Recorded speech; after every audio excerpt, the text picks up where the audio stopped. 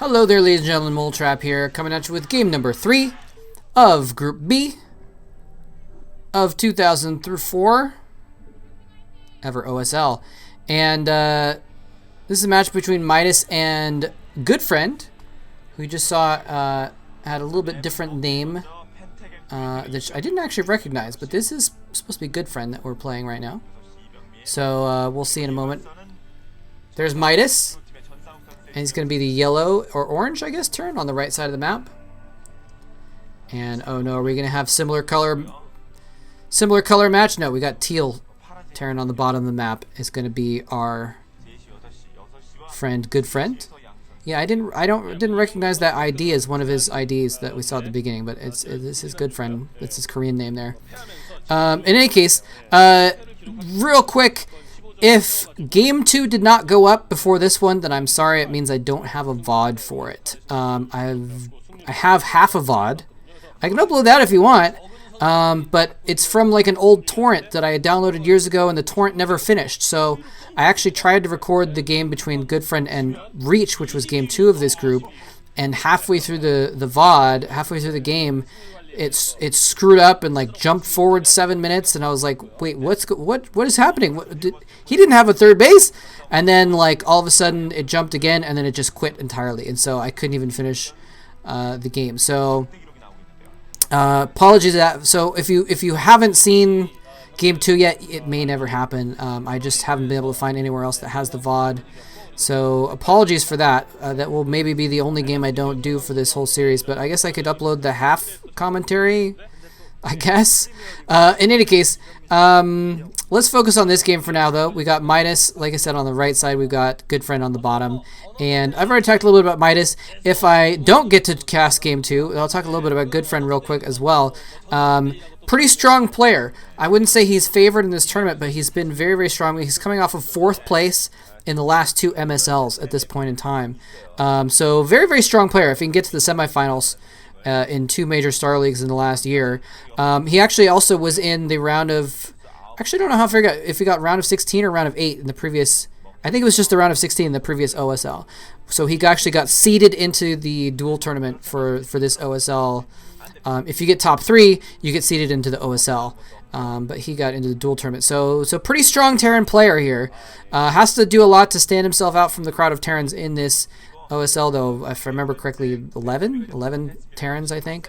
And so he's actually going to get scouted. Midas running in and scouting, seeing that there's a factor. The Marine's going to chase that scouting SCV away. Yeah, it looks like both players getting their factories up, I believe. Yeah, so there's the factory up for Midas. Almost the exact same timings. I noticed that their gases were like at the exact same time. So it looks like we're seeing pretty much identical builds here from these two players. They both scouted each other as well.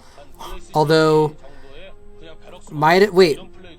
No, they haven't scouted each other, actually, because I'm noticing Goodfriend's SCV is actually up at the top left of the map. He's going to scout Midas last, which is a little bit interesting because he should have seen Midas's SCV and known that it was one of the 2 close positions and didn't have to scout the 12 o'clock base. So it's a little bit interesting. And another scout coming in there. Or no, I'm sorry, this is an attack. Sorry, it's not the best quality, so it's hard to see even though they are different colors. And Midas coming in for a little bit of a harassment here with his Marine is going to pick off one SCV and might go for another one before whatever pop... No, nothing's going to be popping out of the factory because it's building a machine shop right now. He's having to fight this Marine with just SCVs. And the SCVs are giving chase. He's trying to stutter step that Marine around. Is he going to get another kill? No. The SCVs repair each other. No, he still got a kill. Oh, wait, was that Midas's SCV? I'm not sure what was going on there. Either way, some significant harassment going on there with that first Marine. And so Midas is taking a tiny little bit of an advantage, but you can see that their builds are still almost identical as far as the timings of the machine shops and the second factory going down, just almost beat for beat on the same point. And so we're going to see, is there going to be a point where they deviate between these 2 builds or not? We have Midas again having all the superior information. You know, if it just went by the little tiny things alone, I would say Midas has an advantage because he's been scouting this whole time. He's known exactly what's going on. He killed off an SCV or 2 as well. So in a little bit of an advantageous position. And pushing across the map with a tank and a vulture, actually. And he's going to catch the vulture. Is he going to kill it? He looks like he might catch it. And he does kill off the vulture. Excuse me, I just choked on my throat for a second. And actually the table's turning though, and getting a counter killed onto the other vulture. Midas is down on the hit points on the tank, but he brings in his own vultures, and they're going to be able to pick off that tank. So it's just a really scrappy game here. Both players having identical builds and then meeting each other's units halfway across the map and trading back and forth. And it looks like that tank is going to survive, and that could be crucial because Midas lost his tank, and Goodfriend has been able to maintain his tank. He's a little bit contained though because Goodfriend can't get out past those mines that those vultures put down. He actually does charge in. He actually does polish off that tank. So now it's 2 vultures versus 1, but he's going to fall back. Oh no, he landed his barracks. Beautiful play, landing his barracks in the gap when there was a moment that he couldn't stop it. And I was wondering why we saw Midas building a supply depot in that random spot, and it's because he didn't want the other thing to happen the other way around as well. So he actually lands the barracks in order to stop reinforcements so he can actually gang up his 2 vultures on the weakened tank and the other vulture and win that exchange. And so Midas now has an advantage, and he also has a contain as well. An academy going down. He's being forced to build an academy. Oh no, a mine goes off on the tank. The vultures swoop in to pick it off, and oh no, this is just horrible for Goodfriend. 5 vultures versus 2. I think this is game. Already. He's got the vulture advantage. Is it 5 versus 2? It's hard to tell the colors, but yeah, those are 5 of Midas's vultures going in here. They're going to plant down mines next to the fact. No, they're out of mines actually, but it doesn't even matter. Doesn't make a bit of difference, guys. And Goodfriend, you can see it on his face before he types it. GG comes out. And just, wow.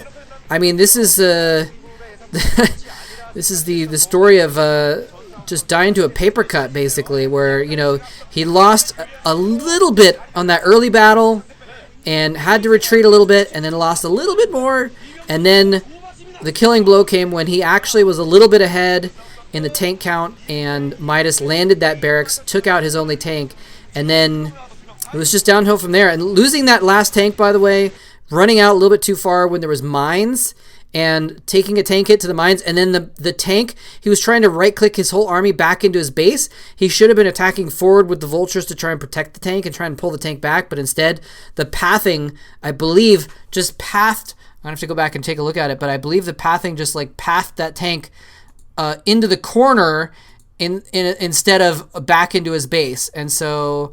you know, he lost his tank, and then it was just like, all right, well, 5 vultures versus 2. Guess what? 5 is more than 2.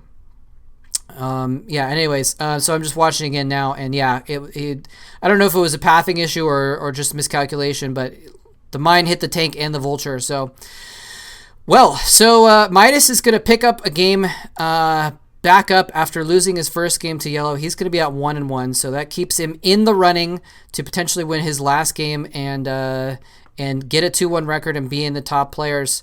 And I don't know what Goodfriend's record is right now because I don't know what happened with his game against Reach in Game 2. So, and now this is Future Mole Trap cutting in after having recorded Game 2, having found a better VOD after all, and having recorded it to let you know that I am aware that Goodfriend is now down 0-2. So very, very, very bad situation for him. He's going to have to get lucky with some sort of crazy 3-way tie where he wins a game and everyone else loses games. It ends up 1-2, 1-2, 1-2, which is what happened with Jelizerg in Group A. So you never know. But in any case, things don't look good for Goodfriend at all. But yes, sorry again for all the hiccups. It's been very frustrating re-recording and all kinds of crazy shenanigans with trying to fit things in for games 2 and 3. But I have a feeling that game 4 is going to go perfectly smooth, and it's going to be a wonderful, wonderful game to cast because, well, we'll see. Anyway, hope you guys enjoyed this. Thanks for watching. GG.